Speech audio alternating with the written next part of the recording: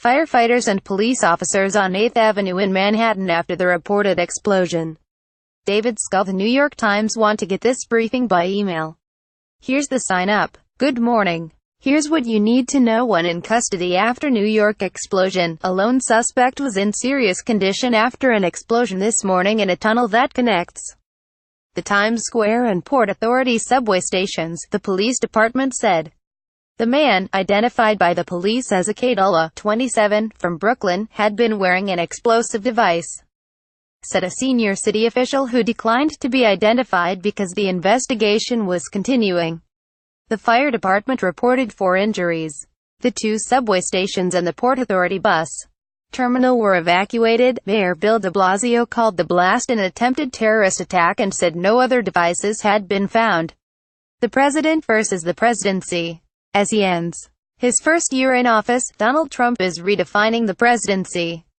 In interviews with 60 advisors, associates, friends and members of Congress, our reporters found a man who views himself less as a titan dominating the world stage than a maligned outsider engaged in a struggle to be taken seriously.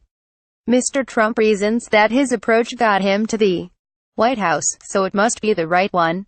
Among the highlights of our behind-the-scenes report, for most of the year, people inside and outside Washington have been convinced that there is a strategy behind Mr. Trump's actions. But there is seldom a plan apart from preemption, self-defense, obsession and impulse, armed with Twitter and fueled by Diet Coke. The president spends at least 4 hours a day, and sometimes as much as twice that, in front of a TV. Mr. Trump disputed the characterization today. A novice who is skeptical of anything that does not come from inside his bubble. Mr. Trump is, I'd say, learning that a president cannot rule by fiat but must work with Republican leaders. Senator Lindsey Graham, once a fierce critic of Mr. Trump's but increasingly an ally, said the presidency was still a work in progress. At this point, Mr.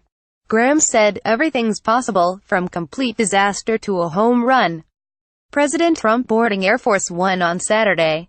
He is more unpopular than any of his modern predecessors at this point in his tenure, yet he dominates the landscape like no other. Tom Brenner. The New York Times. Alabama Democrat gets quiet help. Doug Jones remains a slight underdog to the Republican Roy Moore in Tuesday's special Senate election. But groups outside the state have been working hard to assist Mr. Jones, while also trying to avoid appearing to dictate whom Alabamians should support. The effort received an unexpected lift on Sunday when Senator Richard Shelby, a Republican, said, I couldn't vote for Roy Moore. The state of Alabama deserves better. The race has revolved almost entirely around Mr. Moore's divisive views and allegations of improper behavior toward teenagers. Here are some of the policy issues the uproar has overshadowed. An arsenal, unlike anything we've ever seen. Extremist forces, which have limited access to global arms markets, routinely manufacture their own weapons. But the Islamic State has taken the practice to new levels. Reports provided to the Times detail the weapons the militant group has developed, including chemical rockets and space heaters rigged with explosives, after more than 3 years of fighting. Prime Minister Haider al-Abadi of Iraq declared victory over the Islamic State on Saturday. Analysts warned that it did not mean the end of the ISIS threat. Iraq's in Baghdad on Sunday after the Prime Minister announced the end of the battle against the Islamic State. The militant group once controlled nearly a third of Iraq. Ahmad al-Rabai. Agence France Presse. Getty Images. Puerto Rico's long road to recovery. Large parts of the island continue to be without electricity after September's hurricanes, and the sick and elderly have suffered most acutely. A look inside Puerto Rico's largest housing project for low-income seniors helps explain the storm's impact. Officially, 64 people were killed as a result of Hurricane Maria. The actual death toll may be more than 1,000, a Times analysis found. The Daily. Alabama's Senate race. Listen on a computer, an iOS device or an Android device. Firefighters outside a burning home in Carpinteria, Calif, on Sunday. More than 8,500 firefighters were battling 6 blazes across Southern California. Mark Ralston. Agence France Presse. Getty Images. Business under the Republican tax plan. The Same amount of income would be taxed at different rates depending on how the money was made. The Federal Reserve is expected to raise interest rates this week. Investors want to know what's next. The FCC is set to repeal net neutrality rules on Thursday, one of the headlines to this week. What might a future without the rules look like? Parts of Europe offer a clue. U.S. stocks were up on Friday. Here's a snapshot of global markets.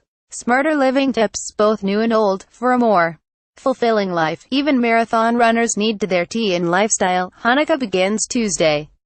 Here's how to make perfect latkes, the kind your bubby used to make. Andrew Scrivani. For the New York Times recipe of the day, start the week with homemade fried chicken. Over the weekend, Nikki Haley, the American ambassador to the UN, said that women who accused President Trump of UAL misconduct should be heard. Pope Francis said the common rendering of one line in the Lord's Prayer, "Lead us not into temptation," was not a good translation from ancient texts. Eli Manning reclaimed his job as the New York Giants' starting quarterback, but the team still lost. So did the Jets. Here's the rest of Sunday's NFL scores. After being benched, Eli Manning returned as the Giants' starting quarterback on Sunday, throwing 1 2-count and 2 interceptions. Ben Solomon for the New York Times. Baker Mayfield, the quarterback for Oklahoma, became the first Heisman Trophy winner to begin his career as a walk-in since the 1950s. Coco earned $18.30 million to remain number one at the North American box office. Noteworthy: Iceland's hot springs. In today's 360 video, soak in one of the country's geothermal pools. Golden Globe nominees announced: The Shape of Water, Dunkirk, The Post, and Call Me by Your Name all received multiple nominations this morning. Check our live briefing for more. Here's a list of all the nominees. It's not all bad out there. In our weekend briefing, we featured a roundup of some inspiring stories in the Times. We'd like to incorporate more of those, so today we introduce you to the Mekong Review. The magazine covers Southeast Asia's literary scene and offers a voice in countries where free speech is perennially threatened. Quotation of the day: When you grow up in France, none of the heroes you learn about are entrepreneurs. When someone gets rich in France, people immediately ask, what did he do to make this money? He must be a nasty person. Bridget Granville, a professor at Queen Mary University of London who was raised in France, on shifting views toward business as the country tries to make the most of Britain's exit from the European Union.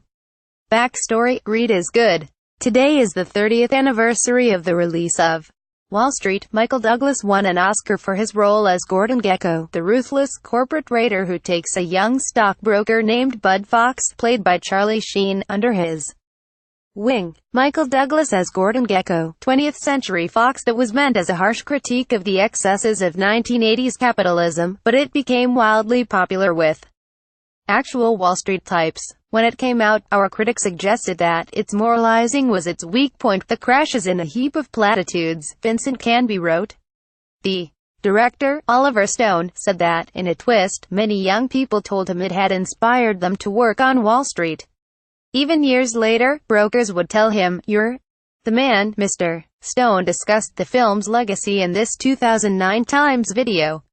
He said it was misunderstood by some, because it was about a horrible thing that was going on. About how people would worship money at all costs. That interview took place as he was preparing to film the sequel, Wall Street Money Never Sleeps, released in 2010. Our critic called it a corrective, a parody, and a sly active auto-homage. Karen Zarate contributed reporting, _______. Your morning briefing is published weekdays at 6 a.m. Eastern and updated all morning. Browse past briefings here. If photographs appear out of order, please download the updated New York Times app from iTunes or Google Play. What would you like to see here?